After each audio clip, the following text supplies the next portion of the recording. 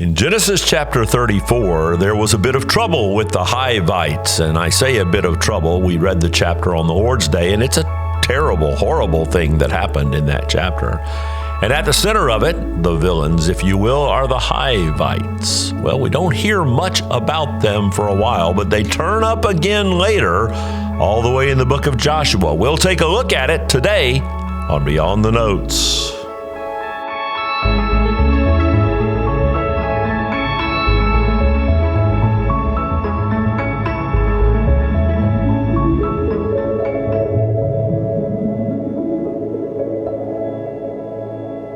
The Hivites appear various times in lists of the occupants of the Promised Land that are to be either driven out or destroyed as God hands the land to his people. This is after the Exodus and after the wilderness wanderings. And the story of the beginning of the conquest of the Promised Land begins to unfold in the book of Joshua.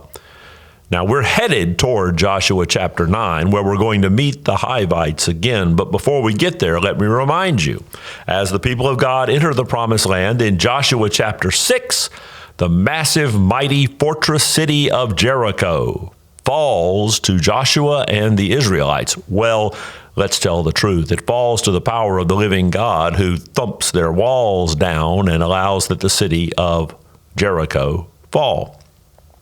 In Joshua chapter 7, the people of God coming into the Promised Land now, you'd think they're on a bit of a roll, and the next city they encounter is Ai. It's not nearly as big nor nearly as fortified as Jericho, and yet they win their first battle with the Israelites. And we learn in Joshua chapter 7 that that's because of some sin from a guy named Achan. And I'm not chasing that rabbit today. I'll chase that one on another day.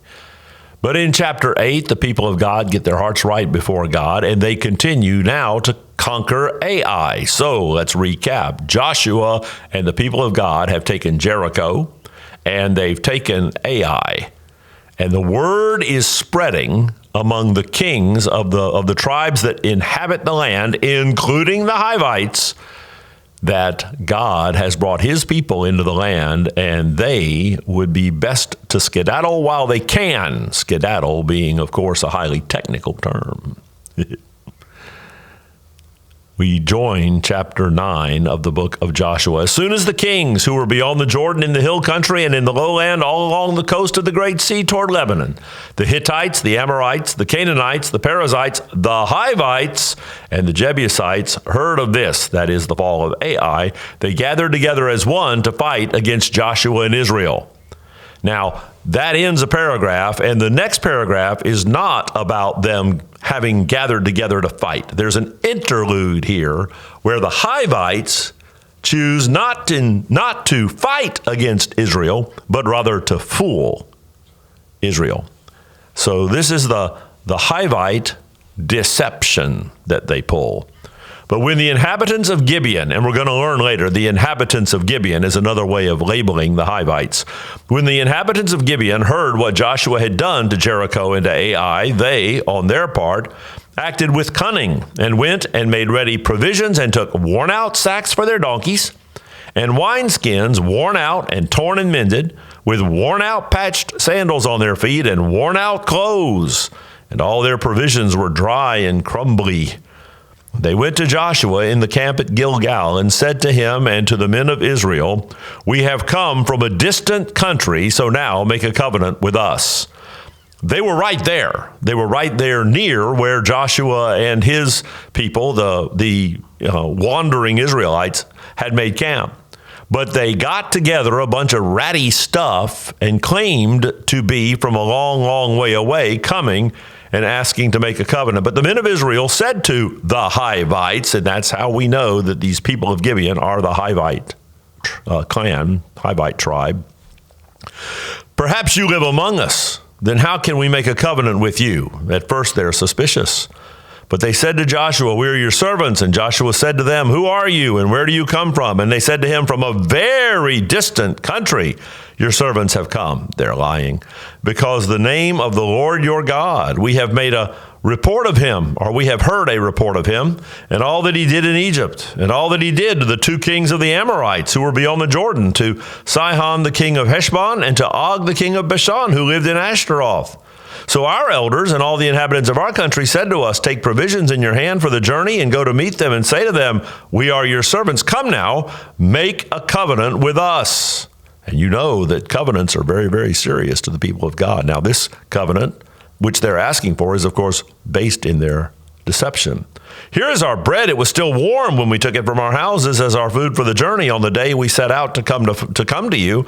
But now, behold, it's dry and crumbly. These wineskins were new when we filled them, and behold, they have burst. And these garments and sandals of ours are worn out from the very long journey. Lying. It's fascinating to me that we first encounter the Hivites in a relationship with Jacob generations, in fact, centuries earlier. It's fascinating to me that the Hivite relationship has always been one of attempted deceit.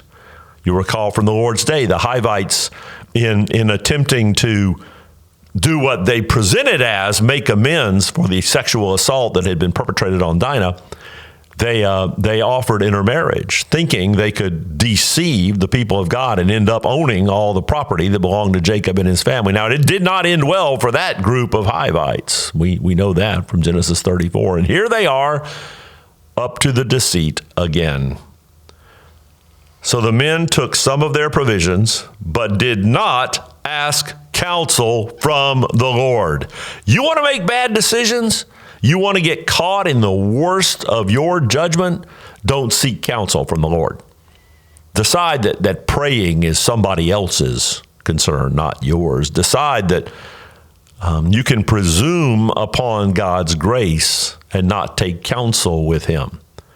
Oh, prayer is such a privilege. Do not neglect it, as Joshua and the people of God did here. And Joshua, verse 15, made peace with them. Now, he's not supposed to do that. He's supposed to either drive them out or destroy them. He made peace with them and made a covenant with them to let them live. And the leaders of the congregation swore to them. And at the end of 3 days, after they had made a covenant with them, they heard that they were neighbors. There's a surprise. And that they lived among them. And the people of Israel set out and reached their cities on the third day. Now their cities were Gibeon, Chephirah, Beroth, and Kiriath Jearim. But the people of Israel did not attack them, because the leaders of the congregation had sworn to them by the Lord, the God of Israel.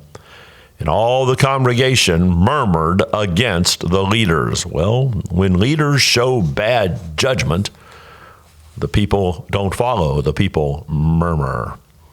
But all the leaders said to all the congregation, we've sworn to them by the Lord, the God of Israel, and now we may not touch them. This we will do to them. We'll let them live, lest wrath be upon us because of the oath that we swore to them. But the leaders said to them, let them live. So they became cutters of wood and drawers of water for all the congregation, just as the leaders had said of them. Israel is going to face generations and generations and generations and generations of trouble for not obeying God and completing the conquest of Canaan that God had directed them to complete. This is the first of many failures in that area. God gave them victory at Jericho. God gave them repentance, restoration, and victory at Ai. God permitted their failure here,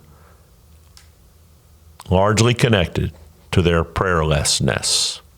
So, learn from that, pray, and seek God. And when God tells you to destroy something out of your life, something that shouldn't be there, don't negotiate. Don't merely take prisoners.